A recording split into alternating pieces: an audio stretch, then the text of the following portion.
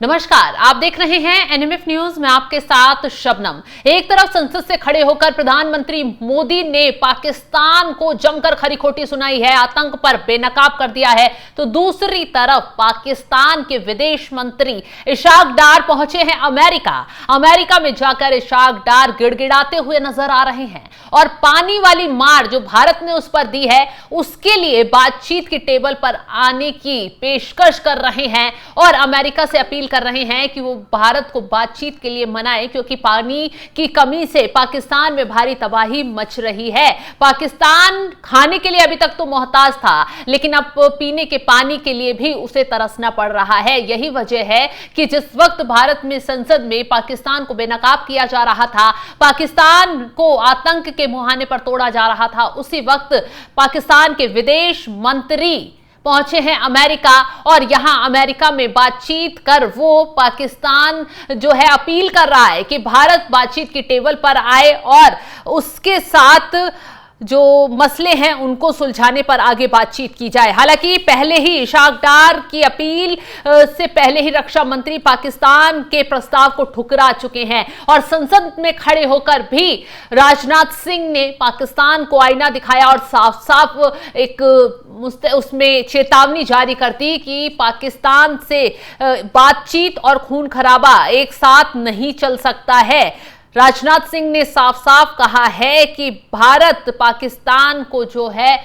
हर मुहाने पर सबक सिखाएगा, क्योंकि जिस तरीके से पाकिस्तान आतंक को पाल रहा है और वहां की सरकार आतंकियों को पालने के लिए उन्हें पूरी मदद पहुंचा रही है, उससे भारत अब निपटने के लिए पूरी तरह से तैयार है। चलिए, राजनाथ सिंह ने कैसे पाकिस्तान की जड़ें हिलाकर रखती हैं, कैसे इशाक डार जो अमेरिका पहुंचे हुए हैं उनको आईना दिखा दिया है, सुनवाते हैं। नरेंद्र मोदी जी और हमारी सरकार का स्टैंड बिल्कुल क्लियर है कि टेररिज्म और टॉक्स ये दोनों साथ नहीं चल सकते, क्योंकि सभ्य मुल्कों के बीच बातचीत होती है अध्यक्ष महोदय, लोकतांत्रिक देशों में बातचीत होती है, पर एक ऐसा देश जिसके वजूद में लोकतंत्र का एक कतरा भी न हो और सिर्फ रिलीजियस फैनेटिसिज्म, टेररिज्म और हेट्रेड अगेंस्ट इंडिया हो, उसके साथ संवाद किसी भी सूरत में नहीं किया जा सकता, क्योंकि टेररिज्म की भाषा जो अध्यक्ष महोदय होती है वह खून, डर और नफरत है, संवाद नहीं। गोलियों की आवाज में संवाद की आवाज दब जाती है। जहां खून बहता है वहां बातचीत की गुंजाइश अध्यक्ष महोदय नहीं बचती। अध्यक्ष महोदय, पाकिस्तान की वर्तमान स्थिति अब जग जाहिर है। जिस देश ने आतंक को अपनी विदेश नीति का औजार बना लिया वह अंततः अपने ही जाल में फंस जाता है।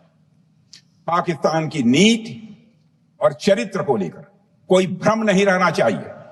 यह एक ऐसा देश है जो वैश्विक आतंकवाद की नर्सरी है और उन्होंने इसको अपनी स्टेट पॉलिसी का भी एक आधार बनाया हुआ है। अध्यक्ष महोदय, ऑपरेशन सिंदूर के दौरान पूरी दुनिया ने देखा है कि पाकिस्तान में सरकार आतंकवादियों के लिए स्टेट फ्यूनरल का इंतजाम कर रही है। राजनाथ सिंह की तरफ से साफ साफ कहा गया है कि पाकिस्तान ने जो हिमाकत भारत के साथ की है, जो पहलगाम आतंकी हमला हुआ, यहां पर्यटकों को निशाना बनाया गया, आतंकियों को पाल कर भेजा गया, वो कायराना हरकत बर्दाश्त के काबिल नहीं है और यही वजह है कि पाकिस्तान को सिर्फ कड़ा जवाब दिया जाएगा, उसके साथ कोई बातचीत नहीं की जाएगी। तो चलिए अब ग्राफिक्स से पूरा मामला समझाते हैं कि इशाक डार ने जाकर क्या कुछ बातचीत अमेरिका में की है। सिंधु जल समझौता निलंबित किए जाने से परेशान पाकिस्तान बार बार भारत से बातचीत की अपील कर रहा है। अमेरिका पहुंचे पाक के विदेश मंत्री इशाक डार ने एक बार फिर भारत से बातचीत का अनुरोध कर दिया है और सीधे इससे पहले भी इशाक डार ने इसी तरह की अपील की थी, जिसे रक्षा मंत्री राजनाथ सिंह ने सिरे से ठुकरा दिया था, यानी खारिज कर दिया था पाकिस्तान की बातचीत मानने के लिए। पाकिस्तान की पेशकश को ठुकराते हुए राजनाथ सिंह ने कहा था कि बातचीत और खून खराबा एक साथ नहीं चल सकते हैं।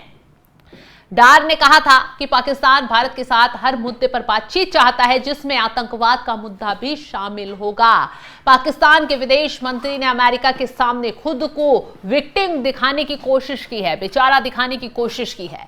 अमेरिका के आगे पाकिस्तान ने खुद को आतंकवाद का भुक्तभोगी बताया और इस मुद्दे पर भारत के साथ मिलकर काम करने के लिए कहा है।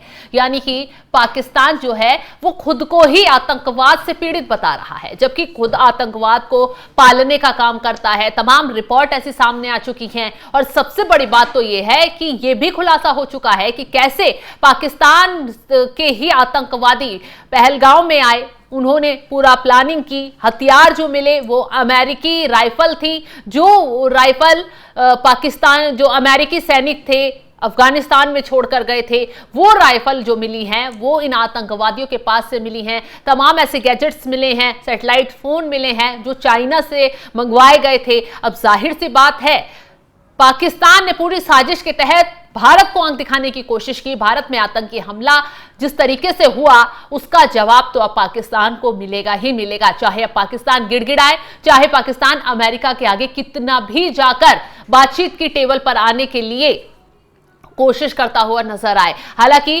प्रधानमंत्री मोदी, राजनाथ सिंह, तमाम बीजेपी के बड़े नेताओं की तरफ से साफ कर दिया गया है कि पाकिस्तान से अब कोई बातचीत संभव जब तक नहीं है, जब तक वो आतंकवाद का साथ नहीं छोड़ देता, जब तक वो आतंकवादियों पर खुद बड़ी कार्रवाई नहीं करता, जब तक वो पाकिस्तान से आतंकवाद का सफाया नहीं करता। हालांकि ये मुमकिन नहीं है, क्योंकि जिस तरीके से असीम मुनीर बयान देकर अपने आतंकवादियों को पनाह देते हैं, तमाम वो आतंकी जिन्हें जेल की सलाखों के पीछे होना चाहिए, जिनका हिसाब किताब होना चाहिए, जिन्हें जहन्नुम होना चाहिए, वो आतंकवादी खुलेआम पाकिस्तान में घूमते हुए नजर आते हैं। वो आतंकवादी खुलेआम पाकिस्तान में सभाएं करते हुए नजर आते हैं, खुलेआम भारत को धमकी देते हुए नजर आते हैं। और सबसे बड़ी बात तो यह है कि पाकिस्तान के बड़े बड़े नेताओं की तरफ से उन्हें शह दी जाती है। तमाम ये रिपोर्ट बताती हैं, तमाम रिपोर्ट पहलगाम आतंकी हमले के बाद से सामने आ चुकी हैं कि कैसे पाकिस्तान जो है वो आतंकवादियों को पालने का काम कर रहा है। खुद एक इंटरव्यू में पाकिस्तान के ही मंत्री ने इस बात को कबूल किया था